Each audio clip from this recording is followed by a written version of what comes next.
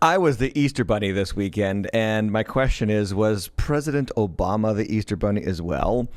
Why the fight for Twitter matters. I'm going to discuss that. And from the horse's mouth, the news media wants to control what you think. Plus, worship on an airplane. Should it happen? Is it the best way to spread the good news? I'm going to react to that too. Plus, no more masks on planes. This is your favorite night of the week, the Deep End on Tim Hatch Live.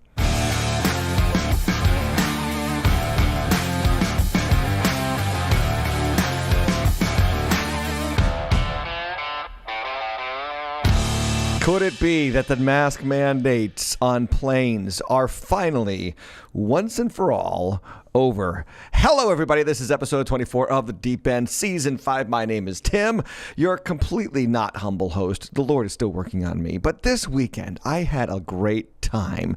I was the Easter Bunny. Check it out. There he is in all of it. Well, there I am in all of my Easter Bunny glory. The head a little bit dirty.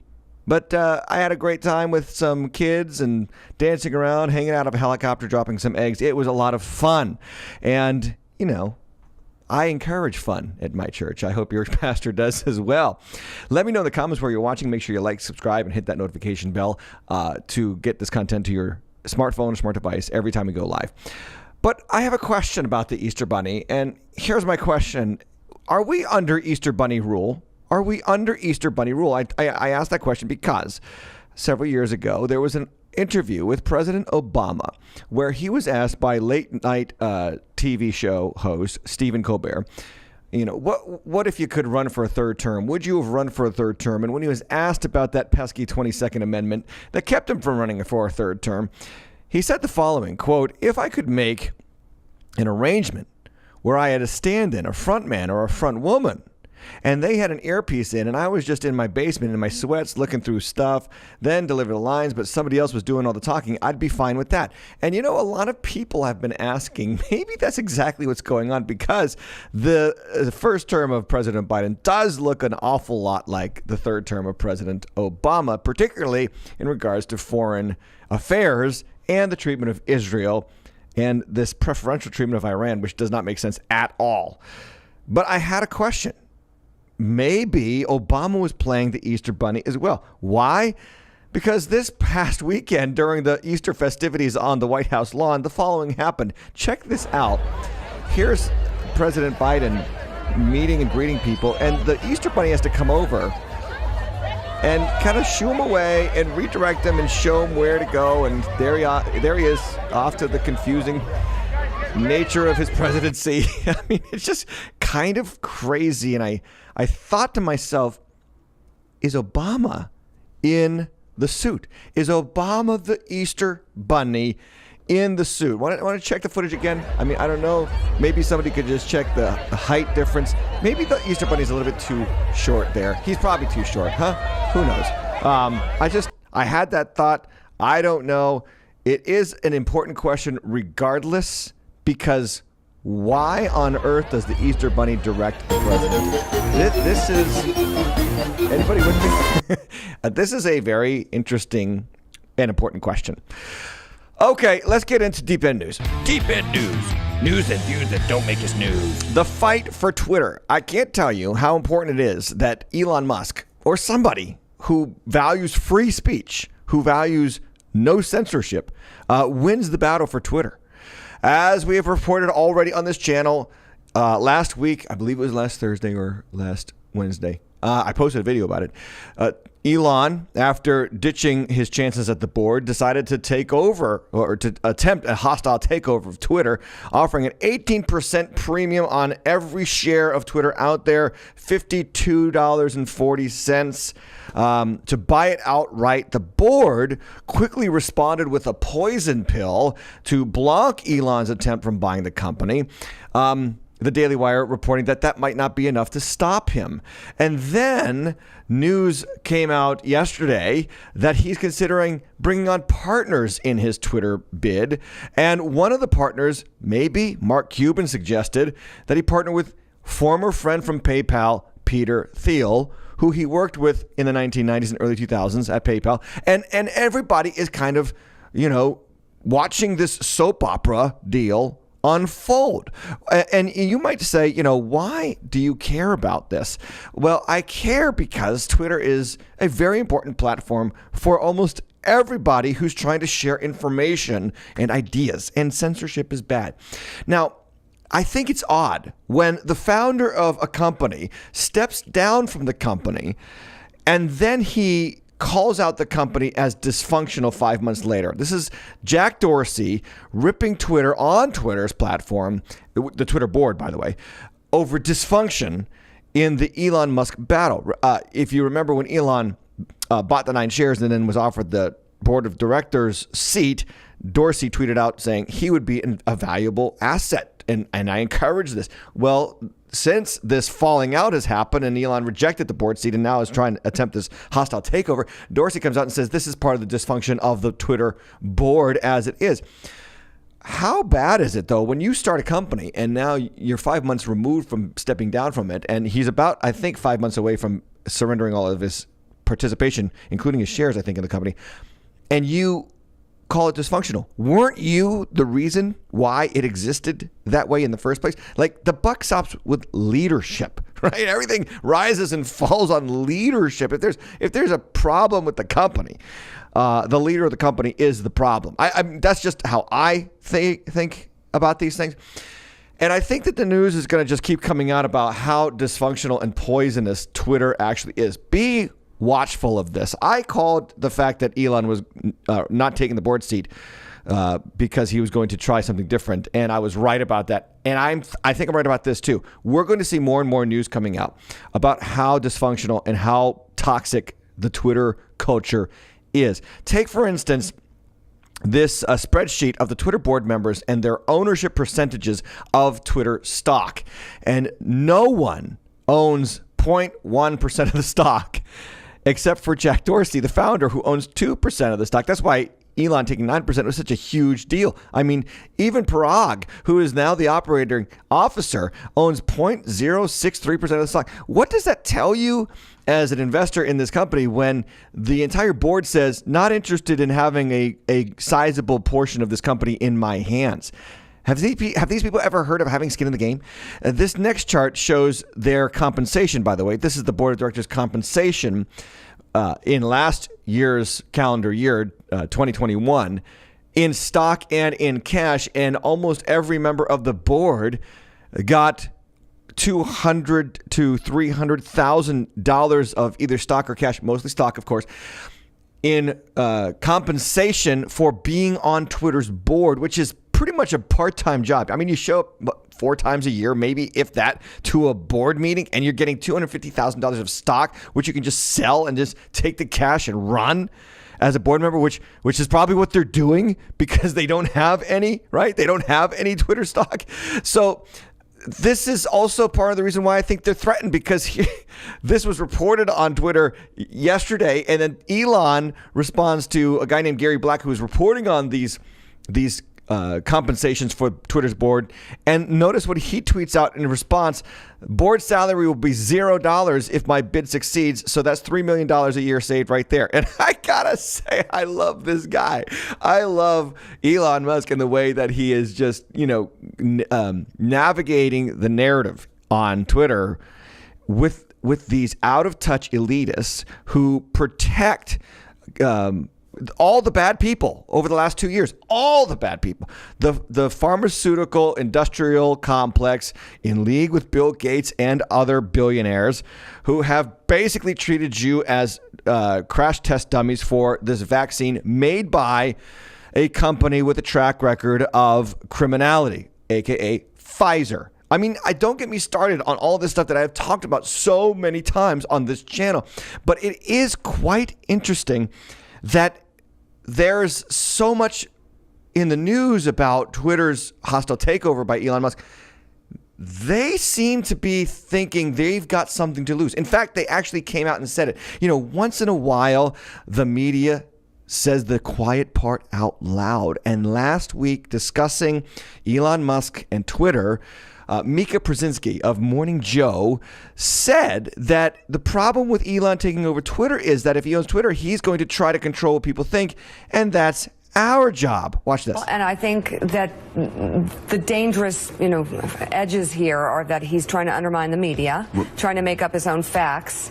And it could be that while unemployment and the economy worsens, he could have undermined the messaging so much that he can actually control exactly what people think. And that is our job. Yeah, if you look at That is our job. What? Your job is to report the news, not control what people think. But you see how people are freaking out. The elitists, the coastal elitists are freaking out that this South African immigrant wants, by the way, an African American, let's be honest, because I'm married to one, has a chance at owning a media company, a social media company. Now, Jeff Bezos owns Amazon. What's his name? John Henry owns the Boston Globe. And untold other papers and media outlets are owned by billionaires. Here's just another billionaire trying to take over, trying to own a social media company, and everyone's freaking out in the establishment because it just proves once again that they have been lying to you. They have been cajoling you. They have been manipulating you, and they are all in league together. And if you challenge them, they will come for you. I wonder what's going to happen next in this billionaire soap opera with Twitter. And now let me ask and answer the question, why should we care? Why, Pastor? You are a pastor. Why do you give a rip about Twitter? Well, I give a rip because it's the most streamlined platform for discourse, public discourse. I mean, you don't even have to have the blue check mark to share your thoughts. And I think that is a beautiful thing. You should be able to sign up for this service. You should be able to gather your Twitter followers and follow who you want and say what you want. And of course, not break the law of calling for violence on someone's life. That's where you cross the line, and you should be banned for that. When there's a call to action of violence, there's already laws in the books that make that illegal, okay? But free speech and even hate speech, dare I say, should be allowed on the platform because that's the First Amendment. And Elon was found saying this at a TEDx talk. Free speech is only free speech when someone you hate says something you hate, and they can still say it. Like that's what free speech is. And this is why I care, because this is a streamlined platform. It is very clean, and it runs very cleanly and streamlined. So you can talk, and we can share, and we can do things like this, right? Virtually connect. Number two, it's not going away. You could try to ban it and ban everybody on it. It's not going away. People are still going to need this. We've gotten used to it. Number three, it's probably not going to get replaced. I know that Trump has tried twice to replace it. Parler tried to replace it. Now there's Gab and other social media platforms that really what happens is they all become like holding cells for only right-wing views. And I don't like that. I want all the views on one platform, talking it out, arguing it out, debating it out. I think this is healthy for a community and a country. I really do. And it needs to exist. We need to have back and forth, left, right, center, independents, Republicans, liberals, Democrats. Let the conversation happen. Am I right? Let me know in your comments below. Like, I want your conversation to happen, and let's continue this, right? And I think finally a country is better off when there is more speech, not less. That's when the totalitarians take over. You can always identify the totalitarians when they want to remove speech. This was what the left had a problem with. Donald Trump saying that the news media was the enemy of the people. I don't think he ever should have said it. I think he should have said that they were wrong. Like, you don't call them the enemy. Just tell the people where they're wrong, and let's continue the discourse and the give and take. But anyway, we should care about Twitter. It needs to exist. It's not going away. And also, by the way, as a pastor, I have learned so much from other pastors on Twitter and so much about what's going on in our world on Twitter that just helps me better pastor our church, better pastor the people. The great 19th century preacher, Charles Hayden Spurgeon of London, said that a great preacher holds the Bible in one hand and the newspaper in another. And now it's not the Bible in one hand and newspaper in another. Now it's the Bible in one hand and social media in the other, because that's where we get our news. That's where we get our public discourse. That's where we find out what's on people's minds. I mean, it is a resource to see into the heart of people from a distance. I mean, there's no replacement for personal connection, but from a distance we connect. And I think, and I hope, and I'm praying that Elon Musk takes this thing over with whoever partners who love free speech and all this nonsense, the poisonous, toxic environment and implementation of the Twitter world is finally fixed, or at least started to be fixed. Anyway, that's my thought. Let's get into ridiculous news. Ridiculous. So from the no one could have predicted this department of the news, NewJersey.com reports that 2 women at a New Jersey prison are pregnant after consensual sex between inmates. Now, again, 2 women and consensual sex, right? That only works if one of the women is not a biological woman. And that's exactly what happened. Now, remember, what we're about to talk about is bigotry. I just want to, qualify what I'm about to say. This is full-on bigotry, according to the sexual progressives. So a transgender woman, a man pretending to be a woman, goes to jail in New Jersey, has sex, consensual sex, I guess, with some inmates, and they reproduce. No one could have seen this coming, right? And this is going to be, pardon the pun, a growing problem in many ways. Because CBN News reports that in California, 200 plus male inmates identify now as female or non-binary and are requesting transfer to a prison matching their quote-unquote gender identity. The article reads, since January, hundreds of male prison inmates in California who identify as female and non-binary have requested housing in a women's facility, a growing desire since Gavin Newsom signed a bill supporting the LGBTQ agenda. The California Department of Corrections and Rehabilitation says 261 male inmates have asked to be transferred to housing that matches their gender identity.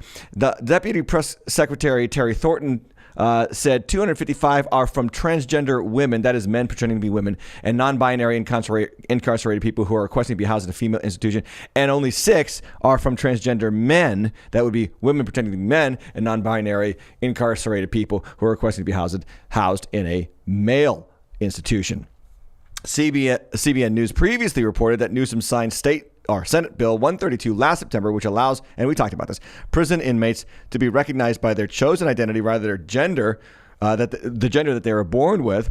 Under the bill, individuals admitted to the correctional facilities in California, the officers must privately ask if they identify as transgender, non-binary, intersex, and the law says that the correctional facility cannot deny an inmate's request because of their anatomy or sexual orientation. So no one could have seen this coming. Right?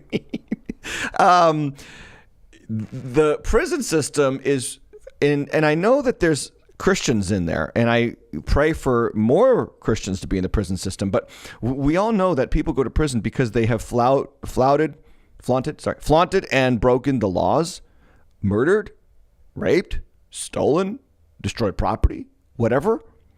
And now we're expecting them to be honest about their gender identity, and now in California at least we're making the allowance for them to just switch genders.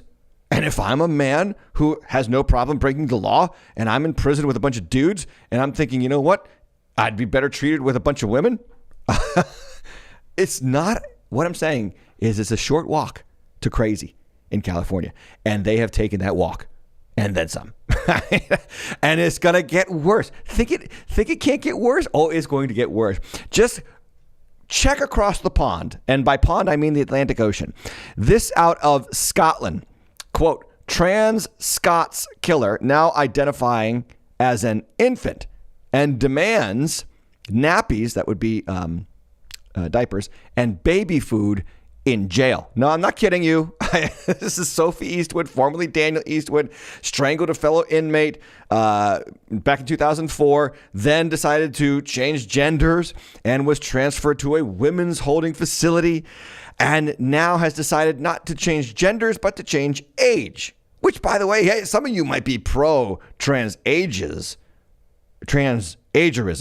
because then as a 70-year-old, you could identify as a 20-year-old. Hey, why not? Right? I mean, this is the world that we're living in. So this guy kills gets transferred, identifies as a woman, gets transferred to a women's facility, and now demands to be treated as an infant, wants diapers and baby food, mashed up baby food in the cell. The source said this prisoner has been difficult and manipulative over the years. Shocking. Which is why he is still behind bars after 17 years. I'm not going to say the pronoun she. He decided that he would from man to a woman, which is becoming more common in jails these days. But this is obviously something else entirely, and the Scottish Prison Service has no protocol in place for dealing with prisoners who decide they are babies. Really? That's shocking. You don't have any protocol for this? There's no handbook on what happens when an inmate decides that they're a baby? What keeps an inmate deciding that they're just free? What about an inmate that decides I'm actually innocent and you can't argue with what I feel? I feel that I'm innocent. Like this is the transgenderism nonsense in full bloom, ladies and gentlemen. It is the spring of fling. Whatever feelings you have must be true because your individual identity is the most important part about you, and no one can argue with it, and you are a God unto yourself. You can make yourself in your own image, in your own likeness, and rule from your mind. Some people, they get so worked up about this, and some Christians get so shocked by this. And I'm like, and I tell some Christians, and I'm talking about Christians who would be like in the middle of the road with this stuff. The T was always there. The T? LGBT. It was always there. So, when gay marriage was becoming a thing, I remember the argument from some Christians was, well, they can do what they want in their private homes. Who am I to stop them from doing whatever they want? That's fine. It's not going to. How's their marriage going to affect me? It's not going to affect me. And that was the argument from, the middle of the road, moderate, maybe left-leaning Christians. And now those same some Christians are saying, what's going on? The T was always there. The T was not suddenly tagged to the end of the acronym. And when you start to upend or deconstruct the social, the fabric of social life with transgenderism and feelings dictating reality, all bets are off. Now it can get even worse. So you got the trans Scott killer identifying as an infant, and then this news out of Scotland as well. Quote, anger as trans inmates revert to males when they leave Scottish prisons. Subtitle, concern after new research suggests that men who change their gender to female in jail are switching back to their birth gender after release. Again, no one could have saw this coming. It's just so obvious news. It's obvious. Yeah, obvious. So you have these people who pretend to be women for the sake of better treatment or to be housed with females in prison, and then they leave prison and they go back to being males. It's bizarro world, friends. It's bizarro world, and we are, as I like to think about these things, at a fork in the road. The sexual revolution was a bad idea.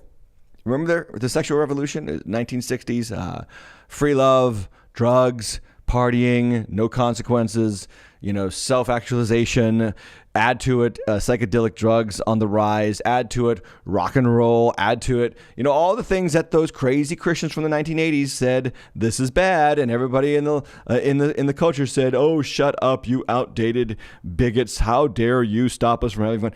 It's all coming to pass, right? This is the sexual revolution in full bloom. Where are we? Here's my pastoral thought. Are you ready? Here's my pastoral thought. We're at a fork in the road. We're at a fork in the road when it comes to the sexual revolution because it is completely in full bloom. Well, it might not be. It might not. People might be pretty soon identifying as plants at prisons and expecting the officers to spray them with mist every hour. I don't know. And talk tenderly to them. I don't know. But we're in a fork in the road, and here's the two options. I want to put this on the screen. Option one on the left there is it all washes out. It all washes out. What do I mean by that? Okay, the church and human society, because they do go in hand. Look at, the common era, the AD time frame. It has all been dictated by the church. Again, even our political discourse is conservative Christians and liberal Christians arguing it out and fighting. That's really what is happening. So, like last week when we talked about the gender pronoun God prayer from a Presbyterian church. But you have the church and the society, human society, has always been through these weird and wacky seasons, like the Dark Ages, when the church basically controlled every part of your life, and then the corrupted age, which I would say was from the 1100s to probably the 1500s and even beyond, which called for the Protestant Reformation and Martin Luther and John Calvin and others who brought the church back to Scripture, back to truth and that sort of thing. And then slavery, human trafficking, a huge problem for the cultural West, always a huge problem for human societies in all manner of history, but particularly for the West from the 1600s to the early 1800s and late 1800s, and that evil washed out.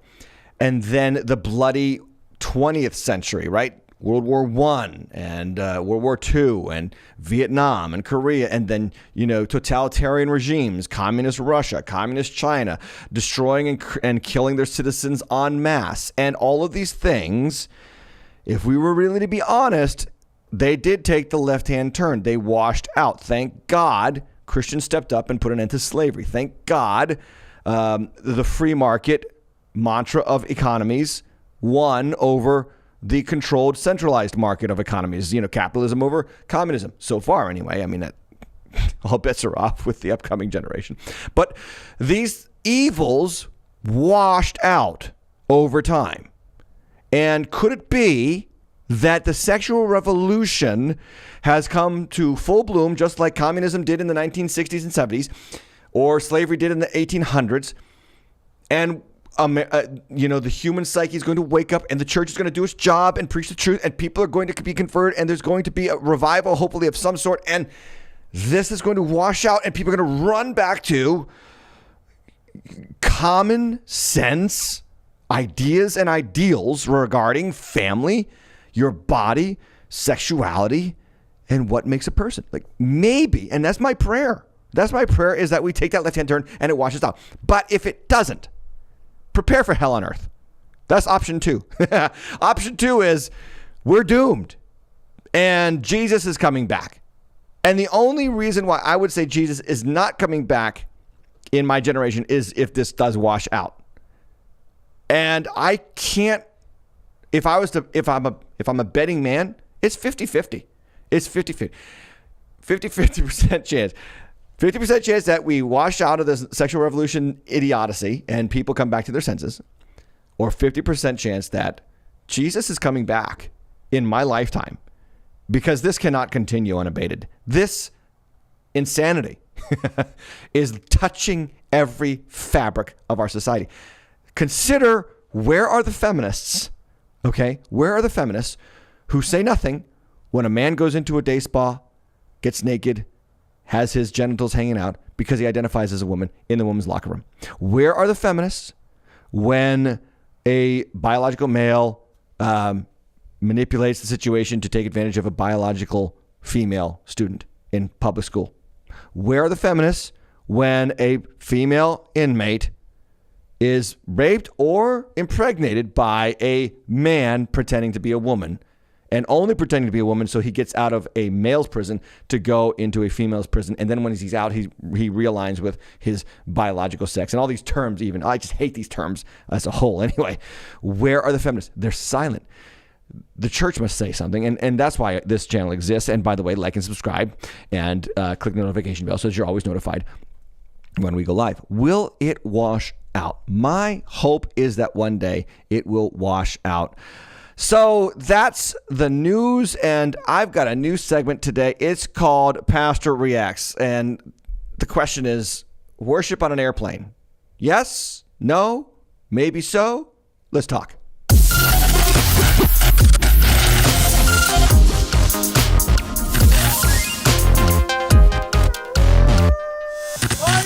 So evidently on a chartered flight, a worship song broke out, and some pretty shoddy worship singing rang out throughout the airplane as it traveled in mid-flight yesterday or the weekend. So watch this.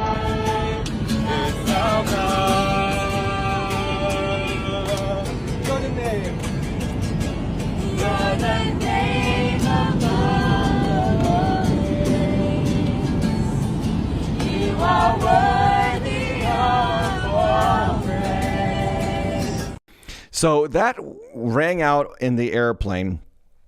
You've heard of public displays of affection, PDA.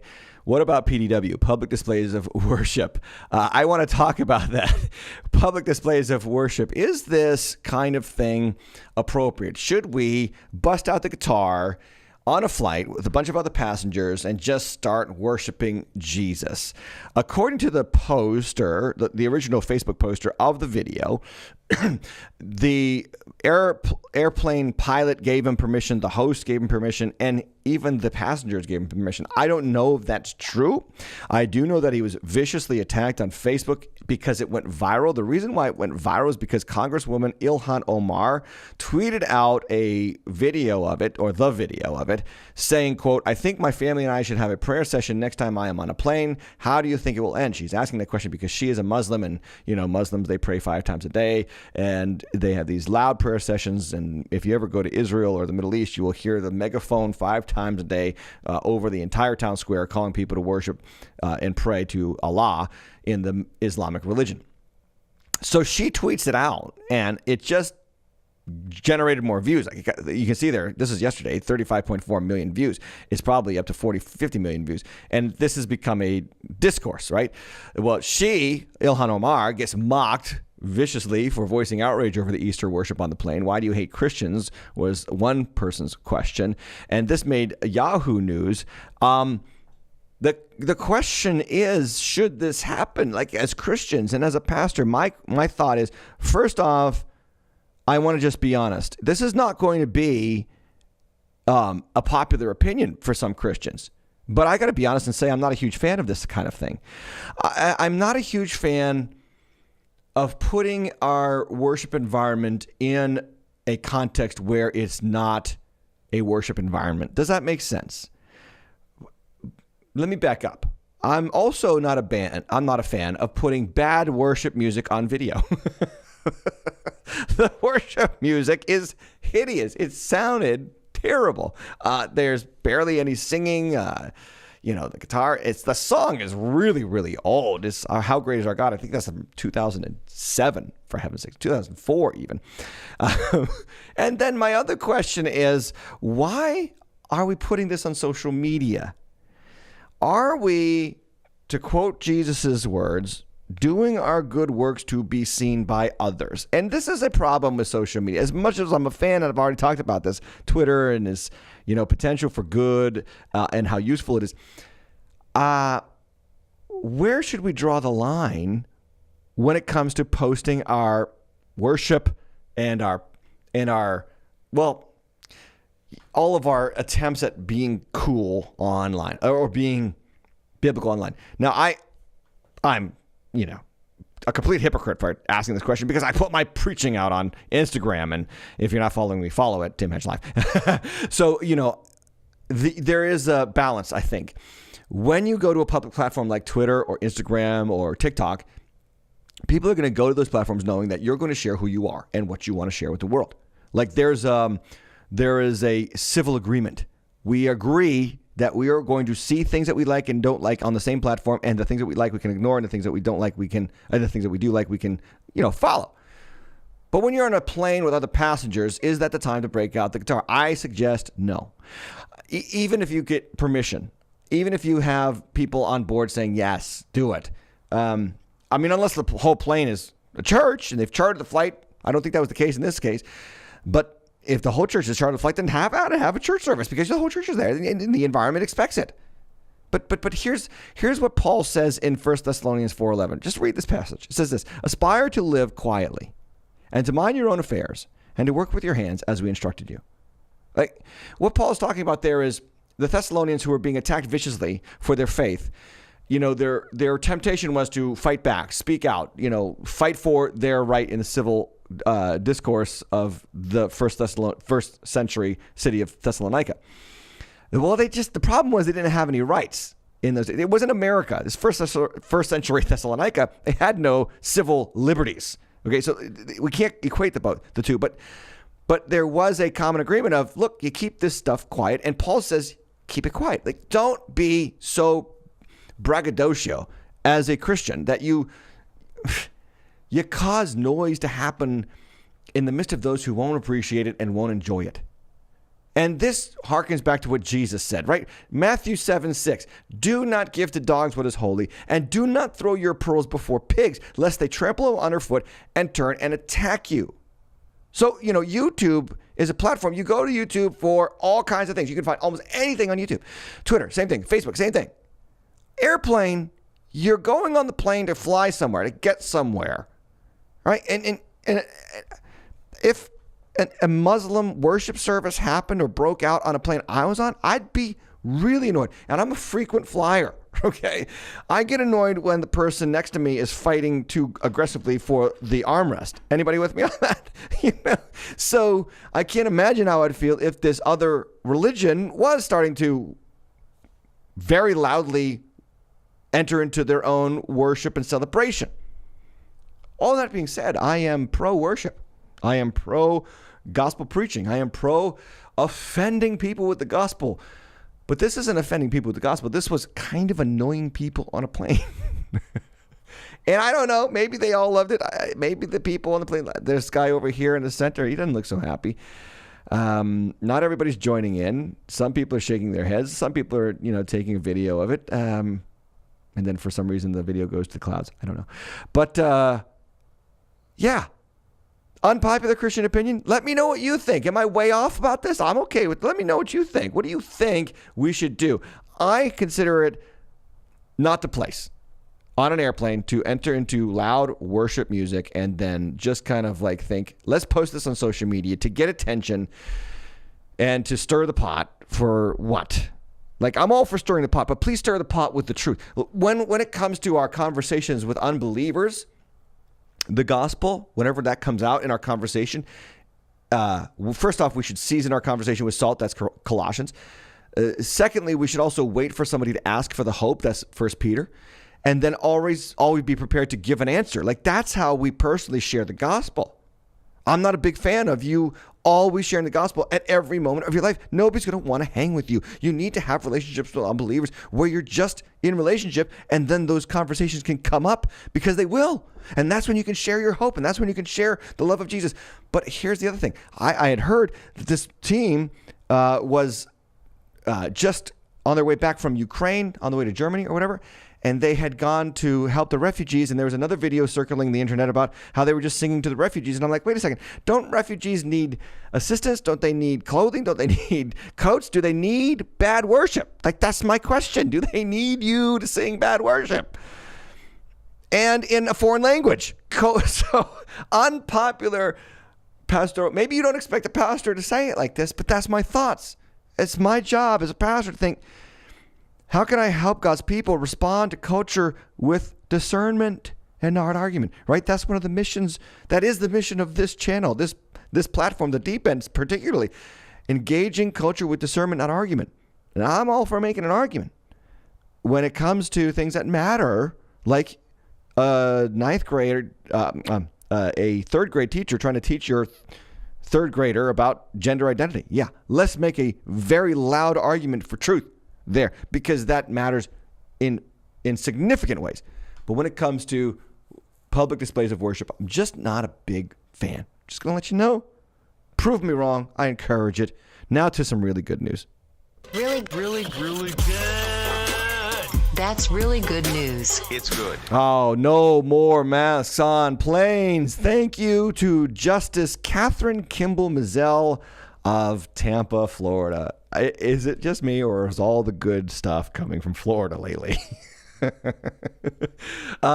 Yes, this brave federal justice has struck down the mask mandates on airplanes, and everything seems to be okay with this so far. This federal judge was appointed in 2020 by Donald Trump, voted in by the Senate quickly, and she struck down the mask mandate on airplanes. And this video circulated on the internet of one plane's response as it was announced in flight. Watch. April 18th, the Biden administration announced that the Transportation Security Administration will no longer enforce the federal mandate requiring masks in all U.S. airports and on-board aircraft.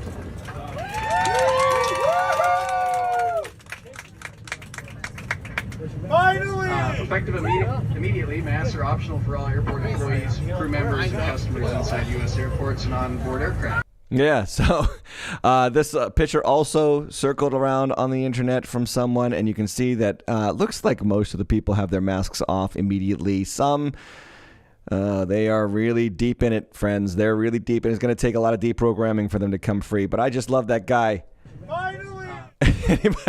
Finally, this is long overdue. Finally! Yes, finally, the mask mandate is down so far.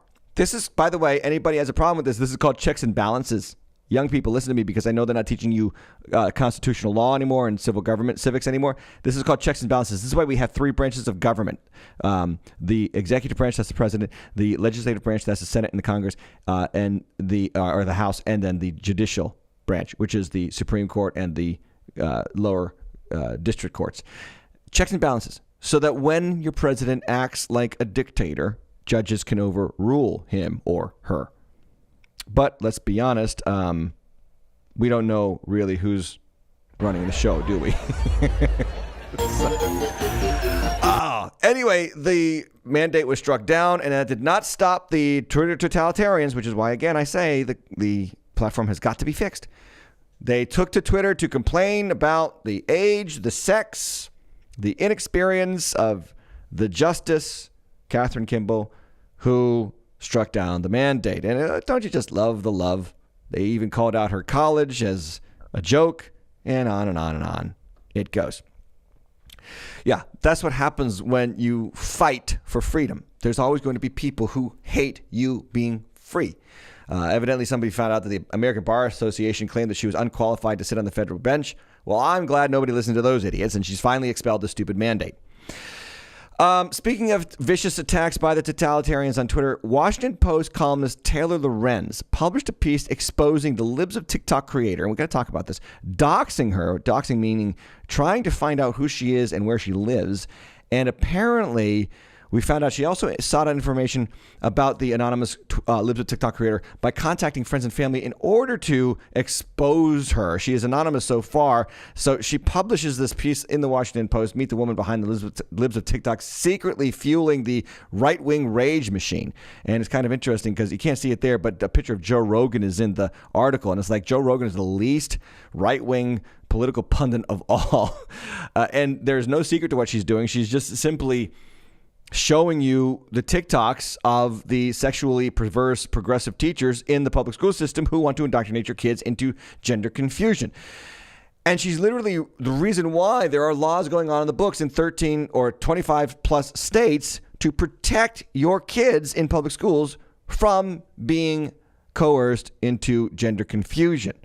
I just found out about a school from about 2 towns over from where I grew up in Ludlow, Massachusetts. I didn't grow up in Ludlow, but Ludlow was about 2 towns over. And there's a court case going before the court where the parents claim that without their knowledge, the public school system, elementary school in Ludlow, Massachusetts, literally indoctrinated their child into gender confusion and moved the transition along without ever telling the parents. The parents are ripped. They should be. And it's insane.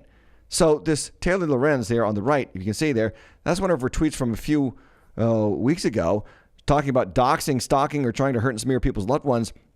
It's not okay in any situation. But she literally, in the middle picture there, is going to one of the Libs of TikTok's family members' home to get information on her. And this is the same person who said the following about being attacked on social media. Watch. You feel like any little piece of information that gets out on you will be used by the worst people on the internet to destroy your life. And it's so isolating. And terrifying. It's horrifying. I'm so sorry. So I guess it's only horrifying if someone does it to you. Anyway, that's the show, guys. I hope it's been helpful to you. I trust that you had a wonderful Easter. Remember, Jesus is alive, and he's still alive, even now, 2 days after Easter. We are asking for your support at the Cash App hashtag Tim Hatch Live or timhatchlive.com/support. I have monthly supporters. Thank you so much. Your monthly support is going to help get advertising out and get this video farther than ever before. If this content helps you, make sure that you give it a like, that you give it a subscribe, that you give it a notification bell. Click. And I will be back tomorrow with the deep dive Bible study. I look forward to seeing you there, guys. It has been an absolute pleasure to bring this content to you. If you aren't following me on all those social media channels, make sure that you do this. Always @ or / Tim Hatch Live. New content daily. God bless you. See you tomorrow night.